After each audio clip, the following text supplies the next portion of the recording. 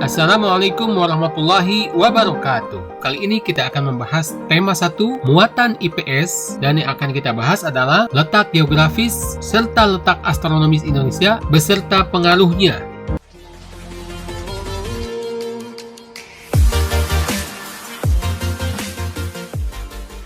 Letak geografis adalah letak suatu wilayah yang dilihat dari kenyataannya di permukaan bumi.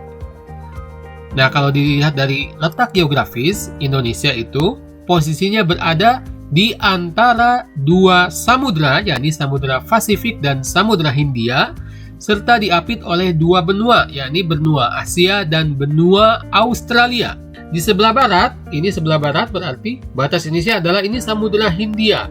Ada juga Laut Andaman. Kalau sebelah utara, di sini ada Selat Malaka. Kemudian di sini ada Singapura. Wilayah Indonesia ini ada yang di atas nih, di atas Malaysia bahkan.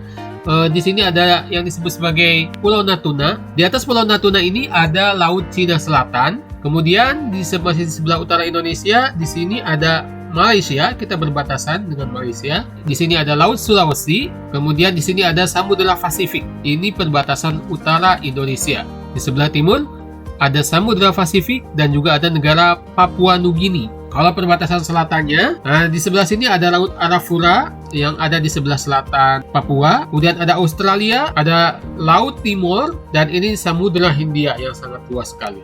Itu perbatasan-perbatasan Indonesia di sebelah barat, utara, timur, dan selatan. Kita beralih ke letak astronomis. Letak astronomis itu apa sih? Letak astronomis adalah letak suatu wilayah yang dilihat dari posisinya di garis lintang dan garis bujur. Jadi begini teman-teman, bola dunia ini oleh manusia disepakati dapat dibagi menjadi beberapa garis. Garis yang melintang dari kutub utara ke kutub selatan disebut sebagai garis bujur. Yang ini garis bujur. Ada 360 garis, satu lingkaran penuh bumi ini. Kemudian garis lintang adalah garis yang melintang melingkari bumi secara mendatar.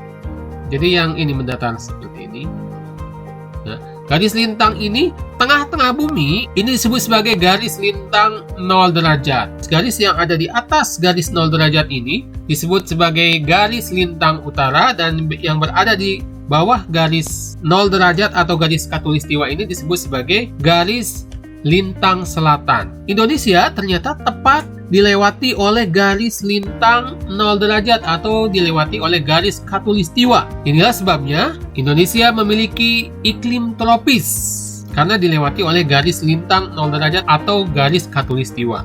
Nah, jika dilihat dari garis lintang dan garis bujurnya atau dilihat dari letak astronomisnya, maka posisi Indonesia itu berada di 6 derajat lintang utara sampai 11 derajat lintang selatan. 6 derajat itu ya sekitar di sini, teman-teman.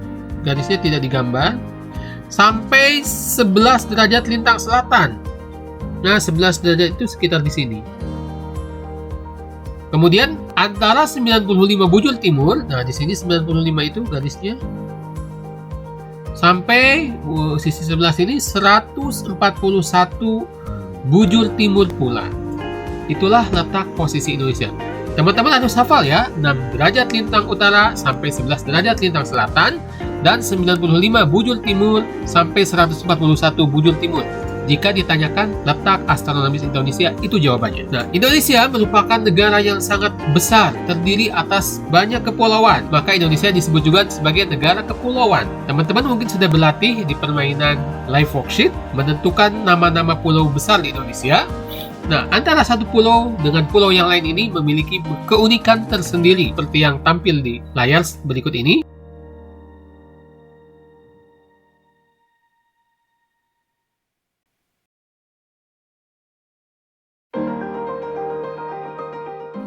Indonesia karena dilewati oleh garis khatulistiwa atau garis lintang 0 derajat, maka Indonesia memiliki iklim tropis dan memiliki 2 musim saja, yakni musim hujan dan musim kemarau. Tidak sampai 4 musim. Kalau 4 musim itu di negara-negara yang jauh dari khatulistiwa. Memiliki 4 musim, diantaranya adalah musim dingin, kemudian musim semi, musim panas, dan musim gugur. Nah, ada beberapa hal yang mungkin perlu kita ingat ya. Di Indonesia ini ada sungai yang terpanjang, yakni sungai apa? Kita akan puas jika berlayar menggunakan perahu di sungai ini. Ingat saja itu adalah Sungai Kapuas. Sungai Kapuas berada di Kalimantan dan hilirnya berada di Kalimantan Barat. Kemudian gunung tertinggi di Indonesia adalah Gunung Jayawijaya. Orang Belanda menyebutnya sebagai Puncak Kartens. Ini ada di Papua, di Pegunungan Jayawijaya. Di Puncak Jaya ini terdapat salju. Kemudian juga ada danau terluas di Indonesia. Danau apa? Ya, betul sekali, ada di Danau Toba di Sumatera Utara. Indonesia juga dikenal sebagai negara agraris. Kenapa disebut negara agraris? Karena sebagian besar penduduknya bermata pencaharian sebagai petani, bermata pencaharian di bidang pertanian. Hanya saja pertanian di Indonesia ini kebanyakan belum berbentuk bisnis yang besar. Kebanyakan hanya petani gurem yang hanya bertani untuk memenuhi kebutuhan hidupnya sehari-hari. Pertanian di Indonesia masih harus ditingkatkan. Kita bisa mengetahui bentuk wilayah Indonesia dengan cara melihat peta. Apa itu peta? Peta adalah gambaran seluruh atau sebagian permukaan bumi pada bidang datar. Peta dilukiskan di suatu bidang datar dengan skala tertentu. Ada dua jenis macam peta. Yang pertama adalah peta umum, yakni peta yang menggambarkan suatu daerah secara umum. Ada juga peta khusus, yakni peta yang menggambarkan hal-hal khusus dari suatu wilayah. Nah, kenampakan alam dan keragaman flora fauna di Indonesia, di antaranya ini beberapa fauna dan flora yang khas yang ada di beberapa pulau di Indonesia ya. Di Sumatera, di situ ada Gunung Luser dan Gunung Kerinci yang terkenal. Di situ juga ada Sungai Musi dan Sungai Asahan, sungai yang cukup panjang di Sumatera. Kemudian memiliki cukup banyak hutan hujan tropis dan lahan gambut. Lahan gambut ini kebanyakan di pesisir timur ya. Kemudian flora yang terkenal di antaranya ada bunga kenanga. Kemudian faunanya di sana ada gajah, orangutan dan harimau. Faunanya ini mirip dengan fauna-fauna yang ada di benua Asia. Disebut juga sebagai fauna asiatis. Kemudian di Pulau Jawa ada Gunung Semeru, ada Gunung Merapi yang terkenal. Kalau di Jawa Barat, puncak tertinggi ada di Gunung Ciremai. Kemudian ada Sungai Bengawan Solo yang terpanjang di Pulau Jawa. Kemudian ada Sungai Citarum. Di sini juga banyak hutan hujan dan terdapat padang rumput kering di Jawa Timur. Jawa Timur termasuk daerah penghasil ternak. Dan Pulau Jawa ini dianggap sebagai wilayah yang paling subur di Indonesia. Kemudian floranya atau tumbuhannya ada salak, kemudian ada gandaria, dan faunanya ada banteng, ada ayam bekisar, ada juga badak bercula satu di ujung kulon Pulau Jawa. Kemudian Kalimantan ada sungai paling panjang itu Sungai Kapuas, ada Kahayan dan ada juga Sungai Barito. Sebagian besar wilayahnya ditutupi oleh hutan hujan. Floranya ada anggrek hitam dan berbagai macam anggrek yang lainnya. Di sana juga ada orangutan, pesut, owa dan bekantan. Sulawesi, nah ini beberapa gunung dan sungai yang ada di sana. Kemudian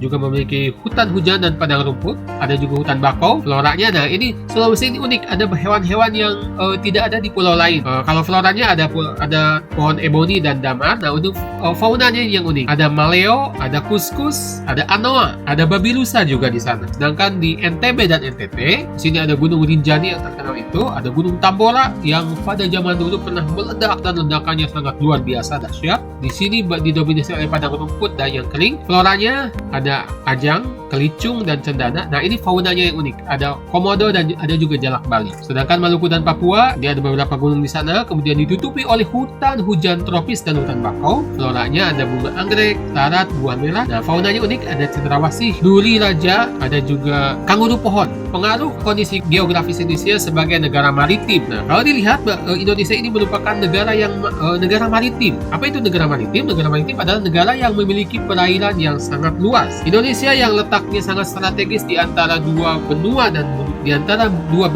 dua samudra, serta wilayahnya diliputi oleh banyak laut-laut dan selat-selat, ini memiliki dampak positif dan negatif. Dampak positifnya, memudahkan komunikasi dan interaksi antar masyarakat. Bisa menggunakan sarana transportasi laut ya, sejak zaman dahulu kala. Kemudian, pengaruh budaya yang baik dari dalam atau luar daerah sehingga memperkaya keragaman budaya. Budaya asing itu cepat masuk ke Indonesia dari zaman dahulu. Adapun dampak negatifnya adalah kalau budayanya jelek, ini bisa mengakibatkan budaya asli tergerus oleh budaya dari asing. Kemudian munculnya budaya-budaya baru yang belum tentu sesuai dengan budaya Indonesia. Nah, pengaruh kondisi geografis Indonesia terhadap budaya dan alat transportasi diantaranya mengakibatkan keragaman suku bangsa. Jadi di Indonesia ini sukunya sangat banyak sekali, bahasa daerahnya juga beragam, pakaian adatnya juga beragam, rumah adatnya juga beragam, senjata tradisional juga beragam, kemudian alat musik tradisional dan keseniannya juga beragam.